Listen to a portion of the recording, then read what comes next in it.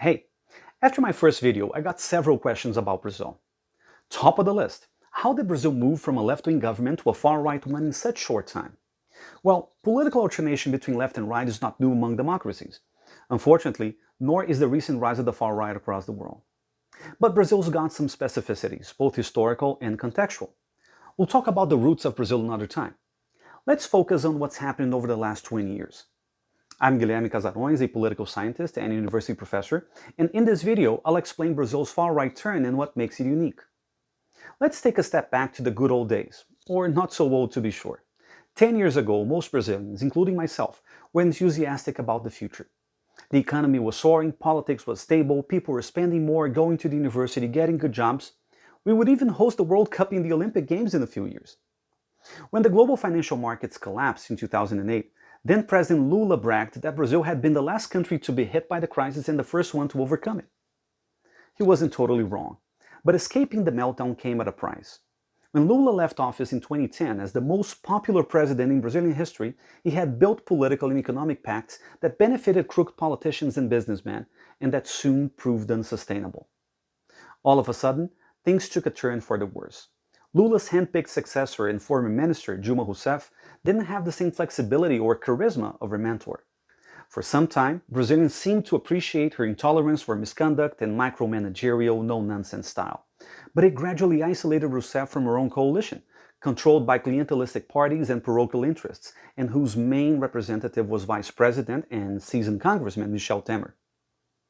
But she had the people on her side, right? Well, not quite. By mid-decade, poor macroeconomic policies, irresponsible fiscal expansion, and soaring inflation rates had taken a toll on the social achievements of the previous years and quickly undermined Rousseff's popularity. Higher bus fares and food prices drove hundreds of thousands of Brazilians to the streets in June 2013. Such large protests were rare in the country, but the times were changing around the world. "The giant has awakened" became a slogan among protesters who began complaining about government spending for the World Cup, widespread corruption scandals, and the political system as a whole. As protests evolved, so did their nature. What started as a chaotic, somewhat violent, leaderless movement soon turned yellow and green, the color of Brazil's national flag and the soccer jersey people wore in demonstrations. What began as a revolt against the system became an anti-Rousseff and anti-Workers' Party outcry laden with patriotic, moralistic, and even libertarian overtones. Protesters were further energized by the initial success of the car wash operation, Brazil's largest corruption investigation. Between 2014 and 2018, the federal police unveiled a massive graft and money laundering scheme at Brazil's oil giant Petrobras. Headed by federal judge Sergio Moro, the probe led to the indictment of hundreds and the imprisonment of dozens of big business people, state bureaucrats, and politicians, including congressmen and state governors.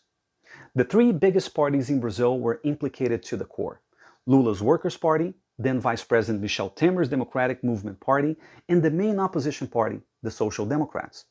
As a result, their reputation was greatly damaged. Several new groups scrambled to fill in the political void. Economic liberals, hardline conservatives, evangelical Christians, members of security and armed forces, they all sought to take the lead in a post-Workers' Party Brazil.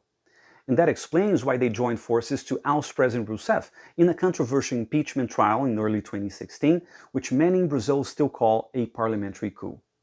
But Vice President Michel Temer, eager to take office so he could adopt liberal reforms and prevent the car wash operation from reaching him and his allies, wasn't the kind of leader protesters were originally looking for. Some considered him too corrupt, others saw him as too involved with the establishment. A large share of Brazilians wanted a disruptive, reckless leader who would break the system, be tough on crime, destroy the influence of the left, and advance a religious, nationalist, and anti-corruption agenda.